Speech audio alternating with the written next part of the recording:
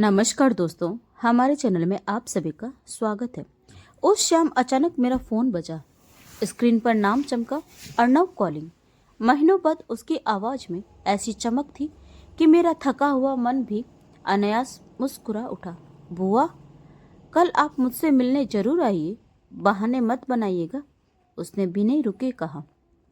एक बहुत ज़रूरी बात करनी है और उसके लिए आपका आना बेहद ज़रूरी है। अगर कॉलेज दूर लगे तो कनॉट प्लेस आ जाइए।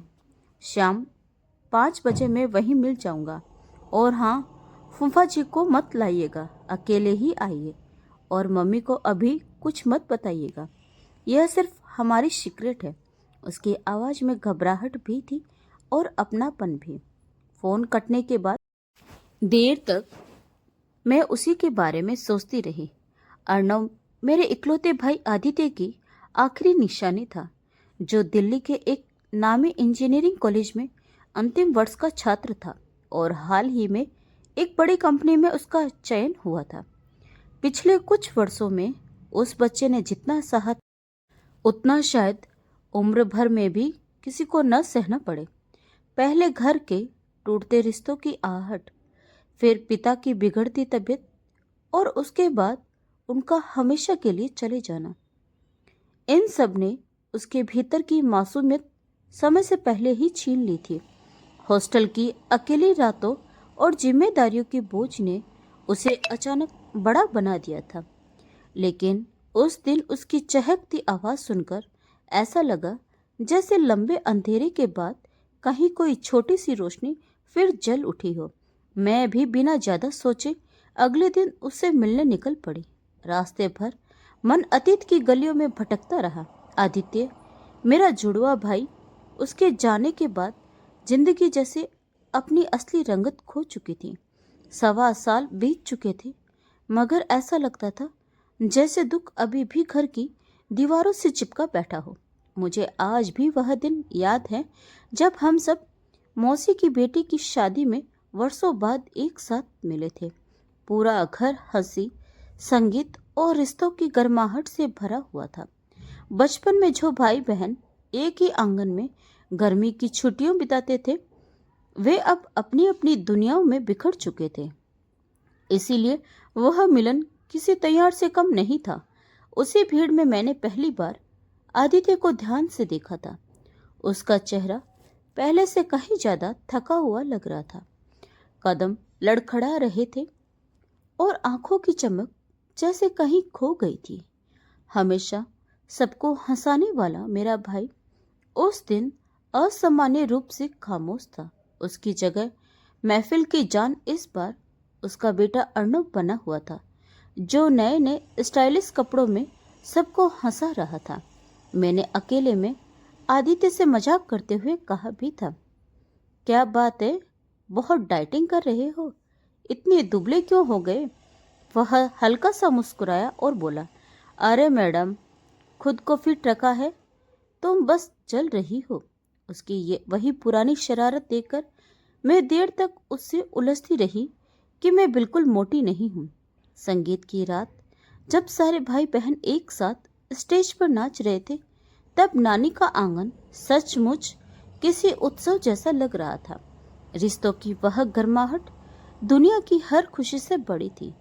आदित्य बार बार स्टेज से उतरकर एक कुर्सी पर थका हुआ बैठ जाता और भाभी सिया उसे फिर हाथ पकड़कर डांस फ्लोर तक ले आती। उन दोनों को साथ देकर मेरी आंखें भर आई थी।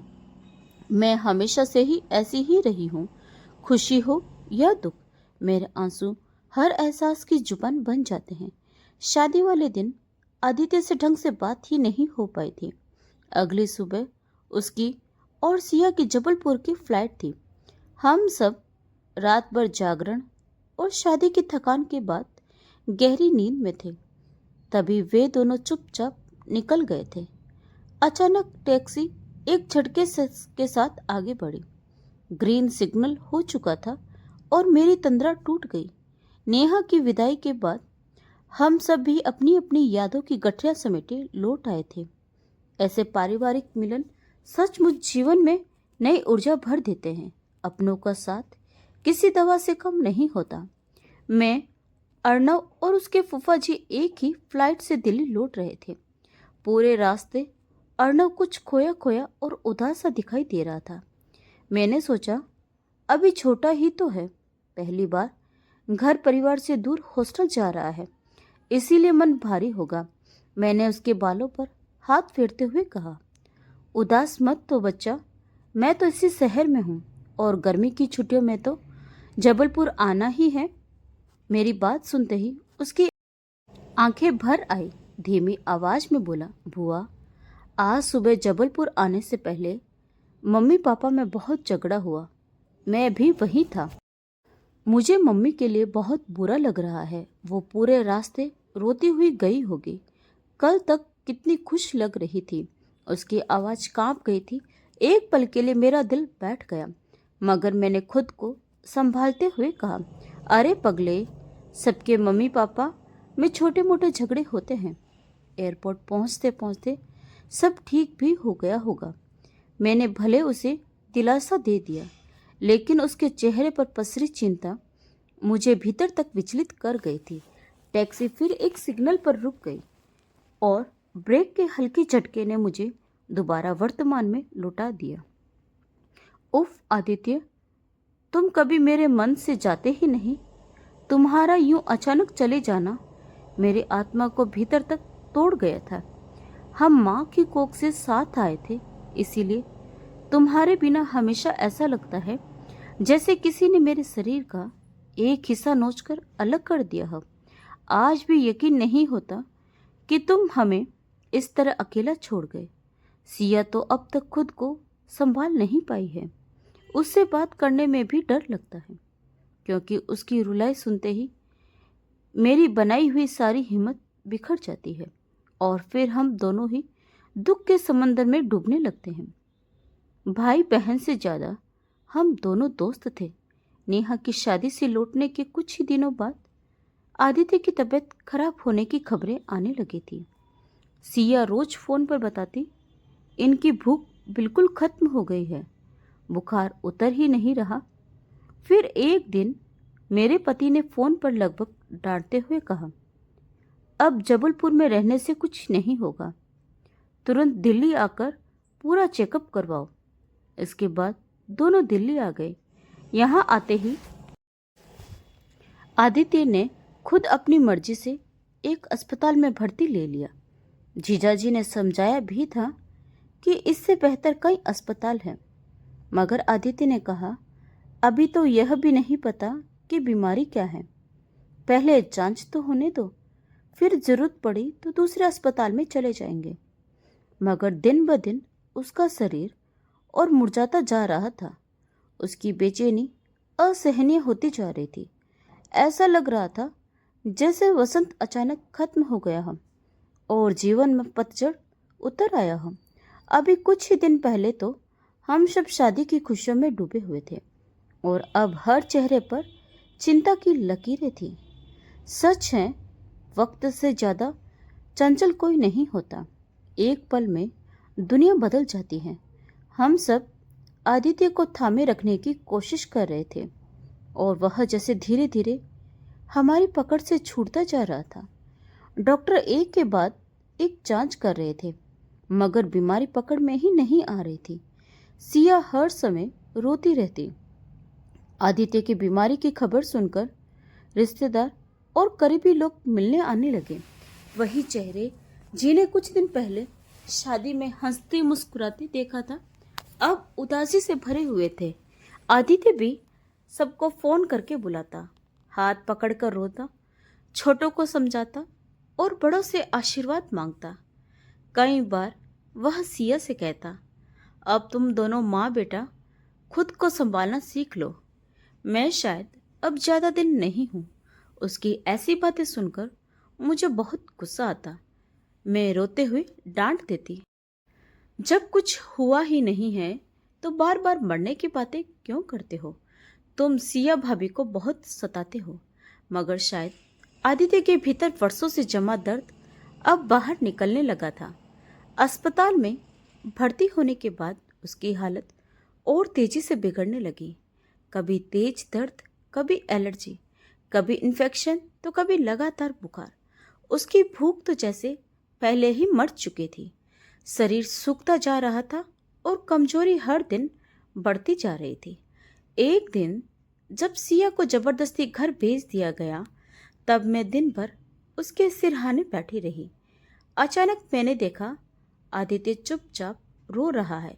मैं घबरा गई। क्या हुआ आदित्य? कहीं दर्द हो रहा है क्या? मैंने उसका हाथ पकड़ते हुए पूछा। उसने मेरी हथेलियों को कसकर थाम लिया। उसके हाथों की ठंडक मेरी रूह तक उतर गई। वह बहुत धीमी आवाज में बोला, दीदी, अब मुझसे नहीं जिया जाता। बहुत जी लिया मैंने। मैं सन्न रह गई। मुझसे 2 मिनट छोटा आदित्य शायद ही कभी मुझे दीदी कहकर बुलाता था। मैंने उसकी बुझी हुई आंखों में देखा। वह मानो शरीर से यहाँ था, मगर आत्मा कहीं और भटक रही थी।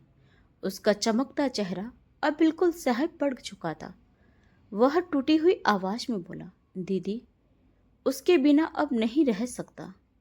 सालों कोशिश की, पापा की खुशी के लिए 22 साल तक एक धर्म की तरह गृहस्थी निभाई। सिया को कभी दिल में जगह नहीं दे पाया, क्योंकि मेरा मन तो हमेशा अनुपमा के पास ही रहा। पापा ने अनुपमा को मुझसे दूर जरूर कर दिया, लेकिन उसे मेरे मन से कभी अलग नहीं कर पाई। शरीरों को दूर किया जा सकता है, आत्माओं को नहीं। मैं अब उसके पास जाना चाहता हूँ। अब और यह झूठा जीवन नहीं जिया जाता। मैं स्तब्ध होकर उसकी बातें सुन रही थी। वर्षों पहले पिताजी ने आदित्य और अनुपमा के रिश्ते को स्वीकार नहीं किया था। दोनों साथ पढ़ते थे, बचपन के दोस्त थे। फिर कब दोस्ती प्यार में बदल गई, शायद उन्हें खुद भी नहीं पता था। लेकिन पिताजी ने अपनी जिद और सामाजिक प्रतिष्ठा के कारण आदित्य की शादी अपने मित्र की डॉक्टर बेटी सिया से करवा दी। उस समय आदित्य का पिताजी के सामने गिड़गिड़ाना, उनके पैरों में गिर जाना, सब कुछ मेरी आंखों के सामने फिर से जीवित हो उठा। काश माँ उस समय जिंदा होती। शायद वह आदित्य के मन को समझ पाती और पापा को भी समझा लेती। बच्चों की हर छोटी बड़ी इच्छा पूरी करने वाले हमारे पिता शादी के मामले में इतने कठोर हो जाएंगे, यह हमने कभी नहीं सोचा था। परिणाम यह हुआ कि आदित्य कभी पूरी तरह खुश रह ही नहीं पाया। उस दिन अस्पताल के कमरे में बैठी मैं अपने भाई के सीने में वर्षों से दफन उस अधूरे प्रेम की चुभन महसूस कर रही थी। ऐसा लग रहा था जैसे उसका शरीर यहाँ है, मगर आत्मा बहुत पहले ही कहीं और जा चुकी है। मुझे कभी इस बात का आभास ही नहीं हुआ था कि आदित्य के भीतर इतना गहरा तूफान पल रहा है। उसकी बातें सुनते सुनते मुझे उसके विवाह का समय याद आने लगा। कैसे घायल पक्षी की तरह वह तड़प तड़प कर रोया था जब पापा ने सिया के पिता के साथ सारी बातें तय कर ली थी और आदित्य को आदेश दिया था कि वह जाकर लड़की से मिल ले। आज के समय का कोई लड़का होता तो शायद विद्रोह कर देता, घर छोड़ देता या कोई गलत कदम उठा लेता। लेकिन उस दौर के बच्चे अपने माता पिता के आगे सिर झुका ही देते थे। वे अपनी जिंदगी को अपनी नहीं, माता पिता की अमानत समझते थे। मगर शायद यह अमानती जीवन आदित्य को कभी रास नहीं आया। इतने वर्षों बाद यह सच्चाई बड़ी निर्ममता से आंखों के सामने खड़ी थी। सिया विदा होकर घर आ चुकी थी और उसी रात बगल के कमरे में फूट फूट कर रोते आदित्य के साथ मैंने अनुपमा की सारी तस्वीरें जलाई थी, जो उसने अपनी एल्बम में छिपा कर रखी थी। उन्हीं लपटों में मैंने वे चिट्ठियां भी जला दी थी जो आदित्य ने मुझे लिखी थी। जब पापा उसकी एक भी बात सुनने को तैयार नहीं थे। वे साधारण चिट्ठियां नहीं थी, बल्कि उसके और अनुपमा के प्रेम का जीवित दस्तावेज थी। कितने वर्षों तक दोनों ने अपनी भावनाओं को खुद से भी छिपा कर रखा था। शायद शुरू में उन्हें खुद भी एहसास नहीं हुआ था कि दोस्ती कब प्रेम में बदल गई। स्कूल के दिनों की वह मासूम संगत फिर साथ में इंजीनियरिंग की पढ़ाई और नौकरी की शुरुआत। धीरे धीरे दोनों ने खुद को एक ही नाव में पाया और तब जाकर अपने प्रेम को महसूस किया। मगर पिताजी ने उसे एक बचकानी जिद समझकर उसी समय काट देना चाहा। उन्हें क्या पता था कि उस प्रेम की जड़ें दोनों के दिलों में कितनी गहराई तक उतर चुकी हैं। फिर सब कुछ बिल्कुल किसी हिंदी फिल्म की तरह हुआ। आदित्य की शादी हो गई। अनुपमा भी उसी वर्ष दुल्हन बनकर विदा हो गई। समय आगे बढ़ता गया और हम सब ने मान लिया कि जिंदगी अब अपने डरे पर लौट आई है। सच भी था, ऊपर से सब सामान्य ही दिखता था। आदित्य ने कभी दोबारा अनुपमा का नाम तक नहीं लिया। मैंने भी उसे फिर कभी उस पुराने रिश्ते को याद करते नहीं देखा। लेकिन एक दिन अचानक उसका फोन आया। बहुत धीमी आवाज में उसने पूछा, क्या सचमुच अनुपमा नहीं रही? उसके बाद लंबी चुप्पी छा गई। उस एक सवाल ने मुझे समझा दिया कि मेरा भाई आज भी उसकी खबर रखता था। मैंने खुद को संभालते हुए कहा, हाँ। बेटी के जन्म के समय ही वह चल बसी। मैं उसके घर गई थी। फिर जाने क्यों मैंने हल्के स्वर में कहा, चलो अच्छा ही हुआ। जो होता है अच्छे के लिए ही होता है। कितनी छोटी उम्र लिखाकर लाई थी वह, वरना आज यह मातम हमारे घर में होता। शायद मैं उस दर्द की गंभीरता को हल्का करना चाहती थी, मगर आदित्य ने बहुत गंभीर स्वर में कहा था, मौत कभी अच्छी नहीं होती। उसकी आवाज आज भी मेरे कानों में गूंजती है।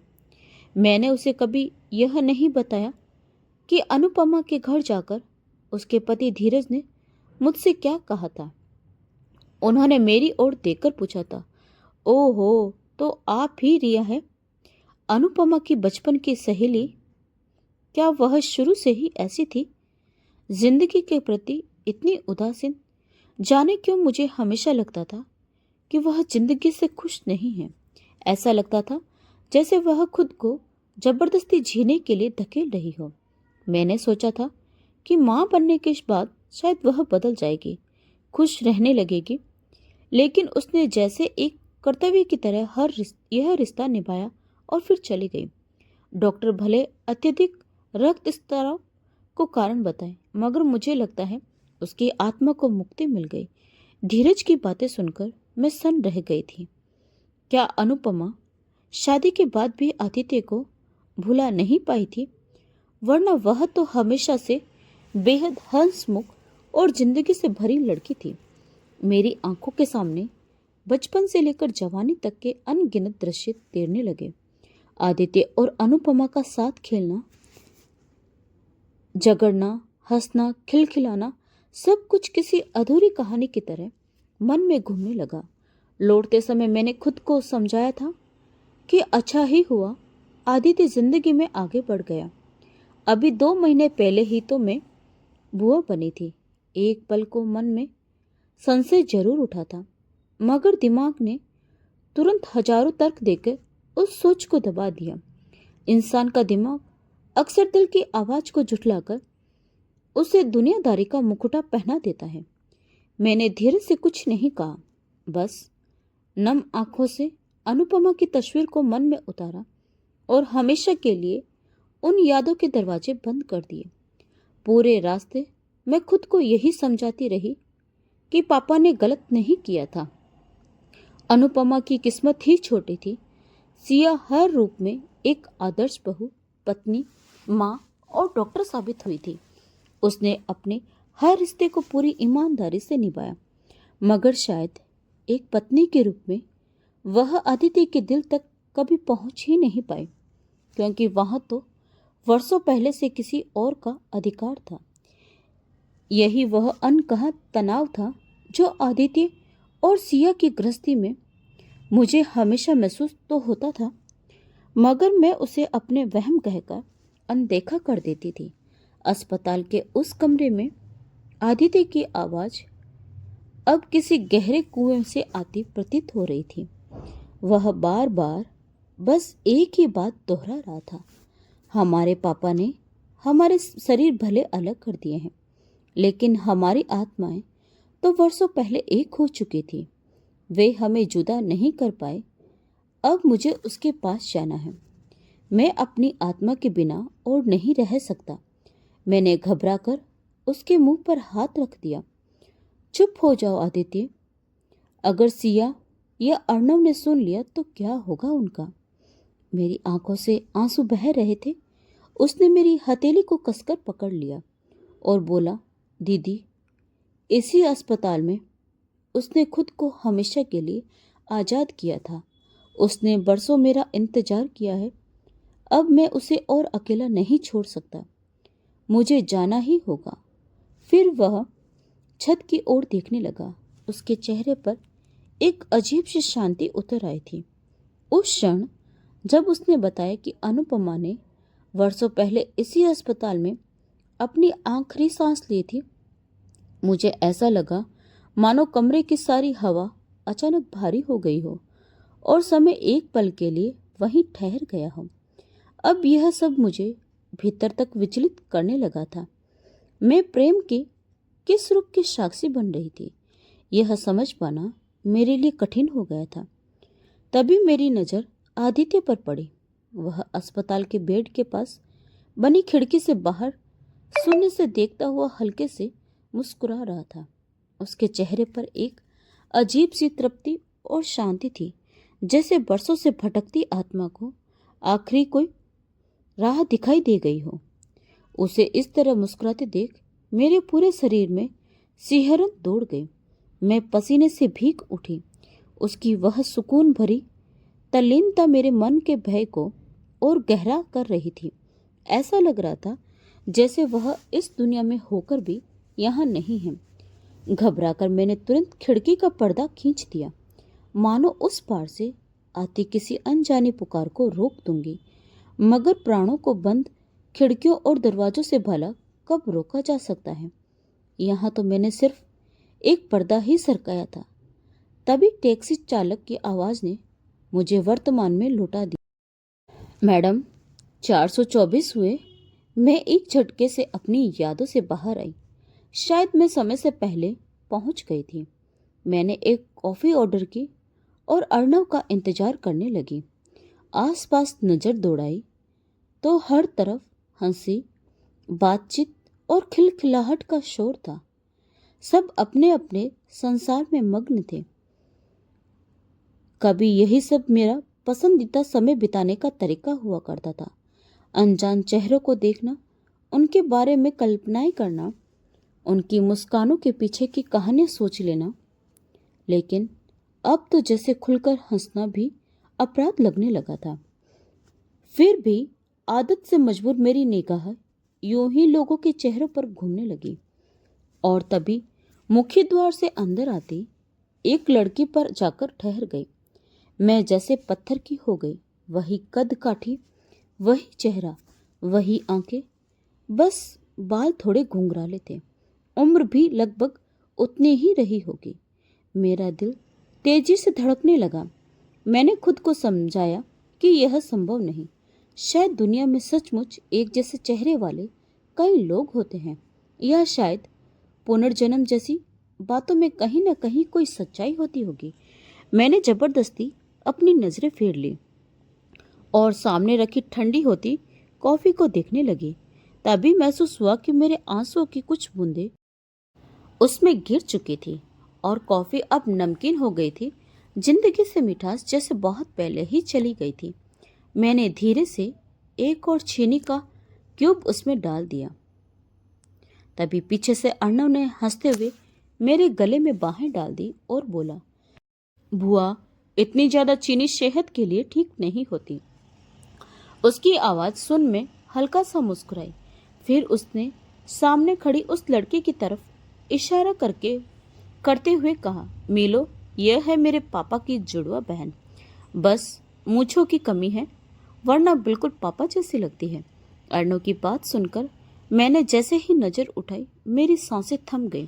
सामने वही लड़की खड़ी थी जिसे कुछ देर पहले दरवाजे पर देखा था। मेरी यादों पर वर्षों से लगी कुंडी अचानक टूट टूटकर खुल गई। आखिरी बार जिसकी तस्वीर मैंने फूलों के हार के पीछे टंगी देखी थी, वह चेहरा आज साक्षात मेरे सामने खड़ा था। मेरे हाथ से कॉफी का कप छूटकर नीचे गिर पड़ा और मैं कांपने लगी। अर्णव हंसते हुए बोला, बुआ, इतना ओवर रिएक्ट मत करो। मैंने अभी शादी नहीं की है और अभी करने का कोई इरादा भी नहीं है। बस मैं आपको कोमल से मिलवाना चाहता था।